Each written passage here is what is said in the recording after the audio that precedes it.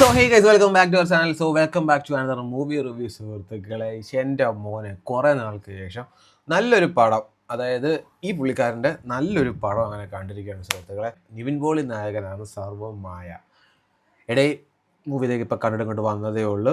I am very much happy and very very very very very much happy എന്ന് വേണം പറയാനായിട്ട്. ഞാൻ ഈ പറഞ്ഞതുപോലെ കുറേ നാളായി പുള്ളിക്കാരൻ്റെ ഒരു നല്ല പടം കണ്ടിട്ട്. സോ ആ ഒരു കാര്യത്തിൽ I am very much happy. So coming to the movie, പടം റൈറ്റ് ചെയ്തേക്കുന്നതും ഡയറക്റ്റ് ചെയ്തേക്കുന്നതും അഖിൽ സത്യനാണ്. പടത്തിൽ കാസ്റ്റ് എന്ന് പറയുമ്പോൾ നിവിൻ പോളി, അജു വർഗീസ്, പിന്നെ ജനാർദ്ദൻ ചേട്ടനുണ്ട്, അൽത്താഫ് ഒക്കെ ചെറിയൊരു ഗസ്റ്റ് റോളി വരുന്നുണ്ട്, അൽഫോൺസ് സൂത്രം വരുന്നുണ്ട്. അപ്പം അങ്ങനെ കുറച്ചധികം ആൾക്കാരാണ് പടത്തിനകത്ത് വരുന്നത്. ഇത് ആക്ച്വലി ഒരു ഹൊറർ കോമഡി ജോണറിൽ പോകുന്നൊരു പടമാണ്. ആക്ച്വലി ഇങ്ങനെയൊക്കെയാണ് പ്രേതങ്ങളെന്നുണ്ടെങ്കിൽ നല്ല രസമായിരിക്കും കാണാൻ, കേട്ടോ. ഐ മീൻ ഇങ്ങനെയൊക്കെ ആണെന്നുണ്ടെങ്കിൽ ഗോസ്റ്റിനൊന്നും നമുക്ക് വലിയ പേടി വരത്തില്ല. എനിക്ക് ഇഷ്ടപ്പെട്ടു. I like the movie. എനിക്ക് ഫസ്റ്റ് ഹാഫ് എനിക്ക് ഭയങ്കരമായിട്ട് ഇഷ്ടപ്പെട്ടു. സെക്കൻഡ് ഹാഫ് സ്റ്റോറി വൈസ് പറഞ്ഞു പോകുന്നതുകൊണ്ടും അതിൻ്റെ മെയിൻ പ്ലോട്ട് പറയുന്നതുകൊണ്ടും ആ ഒരു ഇതായതുകൊണ്ട് ഫസ്റ്റ് ഹാഫിൻ്റെ അത്രയും ഒന്നുമില്ല. പക്ഷേ എങ്കിൽ പോലും പടം കംപ്ലീറ്റ്ലി നൈസാണ്. ഞാൻ 2-3 പേരുടെയൊക്കെ ഇൻ്റർവ്യൂ, ഐ മീൻ ഒന്ന് വിനീത് ശ്രീനിവാസനായിക്കോട്ടെ, വേറെ 2-3 പേരുടെയൊക്കെ ഇൻ്റർവ്യൂ കണ്ടിട്ടുണ്ട്. നിവിൻ പോളിയുടെ പടം ഒരു പടം ക്ലിക്കായി മതി. പുള്ളിക്കാരൻ്റെ ആ ഒരു എന്താ പറയുക, പുള്ളിക്കാരൻ ഇങ്ങനെ അങ്ങ് കയറി പൊക്കോളും എന്നുള്ളത് കേട്ടിട്ടുണ്ട്. യെസ്, സത്യമാണ്. ഐ മീൻ നമ്മുടെ ലാലേട്ടനെ പോലെ തന്നെ കുറച്ചധികം സ്ലീപ്പർ സെൽസ് ഫാൻസ് ഉള്ള ഒരാളാണ് നിവിൻ പോളി. സോ ആ കാര്യത്തിൽ രസമാണ്. ഞാൻ ഇന്ന് കയറിയ ഷോയ്ക്കാണെങ്കിൽ തന്നെ കംപ്ലീറ്റ് ഒരു ഫാമിലി ഓഡിയൻസ് ആണ്. ഐ മീൻ ഞാൻ ഒട്ടും എക്സ്പെക്റ്റ് ചെയ്തില്ല ഇത്രയും ബുക്കിംഗ് വരുമെന്നുള്ള കാര്യം.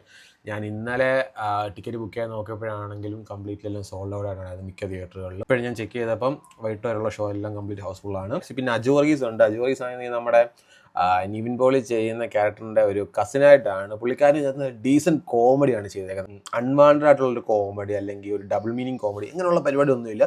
ഡീസൻറ്റ് കോമഡി, ഡീസൻറ്റ് ക്യാരക്ടറൈസേഷൻ എല്ലാം നൈസാണ്. ജനാർദ്ദൻ ചേട്ടൻ ആക്ച്വലി ഇതിനകത്ത് നിവിൻ പോളിയുടെ ഒരു വലിയച്ഛനായിട്ടാണ്.